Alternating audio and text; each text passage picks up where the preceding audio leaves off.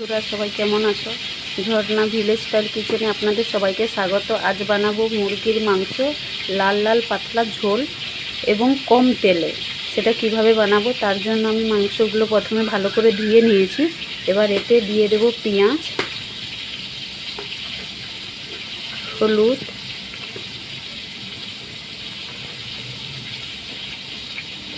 লবণ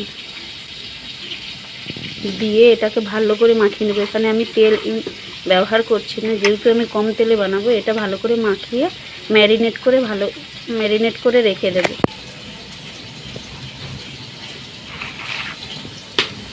ভালোভাবে মাখানো হয়ে গেছে। এবার এটা 30 মিনিট রেখে দেবো ঢাকা দিয়ে। এবার মশলাটা রেডি করে নেব।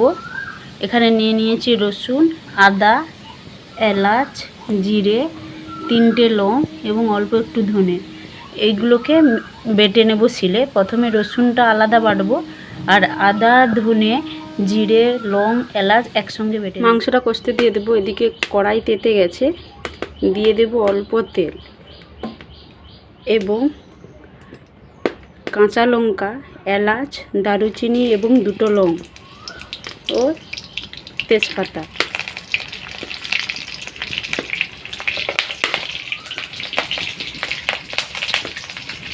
ম্যারিনেট করে রাখা মাংসটা দিয়ে দেব।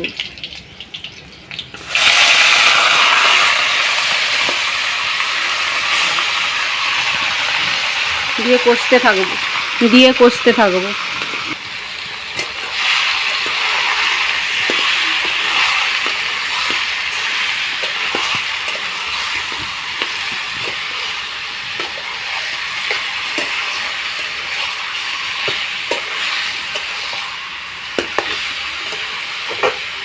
সমস্ত কিছুটা মিশিয়ে নিয়ে ঢাকনা দিয়ে দেব। ঢাকনা দিয়ে মাংসটাকে কষে নেব। ঢাকনা খুলে আবার মাংসটাকে নাড়তে থাকবো। এইভাবে ঢাকিয়ে মাংসটা নাড়লে জলদি মাংসটা সিদ্ধ হয়ে যায়। 2 মিনিট 4 মিনিট করে ঢাকনা দিয়ে মাংসটাকে কষিয়ে নেব।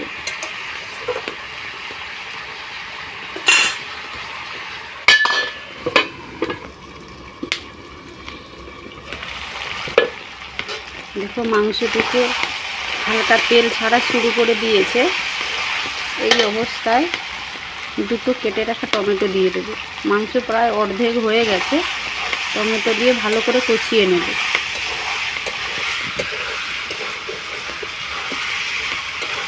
মাংসের সঙ্গে টমেটোটা ভালোভাবে মিশিয়ে গেলে 1 মিনিট থেকে 2 মিনিট ঢাকনা দিয়ে রেখে দেব। ঢাকনা খুলে মাংসটাকে আরেকবার সবজিটা নাড়িয়ে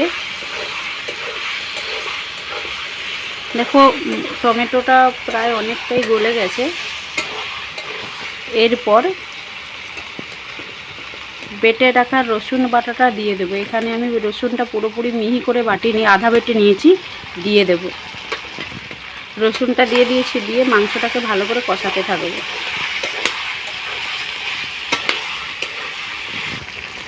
রসুন দিয়ে মাংসটা কষানো হয়ে গেছে। এবার বেটে রাখা আদা, ধনে, জিরে, লং এবং 2টো এলাচ দিয়ে বেটেছিলাম মশলাটা দিয়ে দেব। এখানে আমি কিন্তু রসুন, আদা এবং সমস্ত যে মশলাগুলো আমি সম্পূর্ণ মিহি করে বাটিনি, প্রায় 80% মতো বেটে নিয়েছি। এবার মশলাটা দিয়ে ভালো করে মাংসটা কষিয়ে নেব।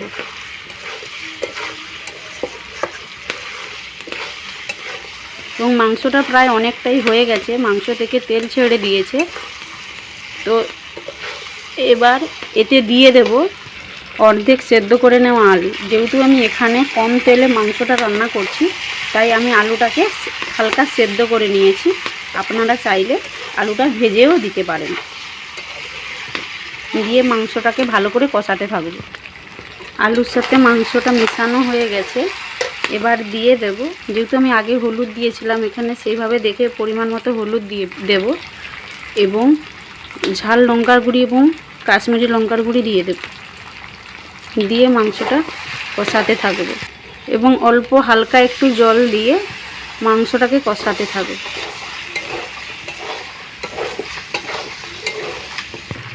সমস্ত কিছু দিয়ে মাংসটা কষানো হয়ে গেছে। এবার দিয়ে দেব মশলা ধুয়ে নেওয়া জল এবং নর্মাল জল।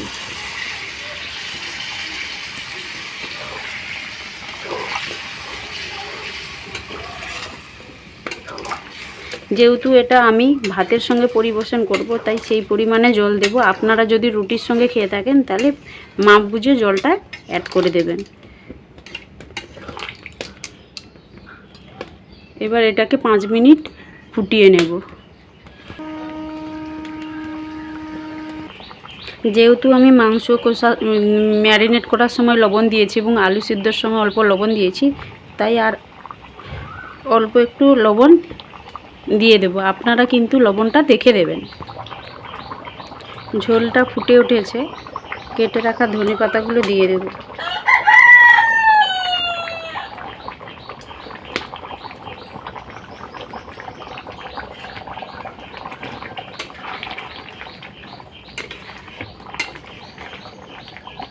আর কিছুক্ষণ ফুটিয়ে নিব। ঝোল হয়ে গেছে। এবার এটাকে একটা পাত্রে নামিয়ে নেব। একটা পাত্রে নামিয়ে নিয়েছি।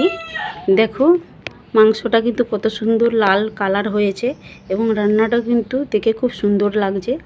তো আমি এইভাবে প্রায় বানিয়ে থাকি। গরমের সময় কম তেলে রান্না সব কিন্তু ভালো। তো এইভাবে যদি রান্না বানিয়ে থাকো কমেন্টে জানাবে, আর যদি না বানিয়ে থাকো তাহলে একবার হলেও বাড়িতে বানাবে। যদি রান্নাটা ভালো লেগে থাকে চ্যানেলটা সাবস্ক্রাইব করে যাবে নিত্য নতুন ভিডিও পাওয়ার জন্য।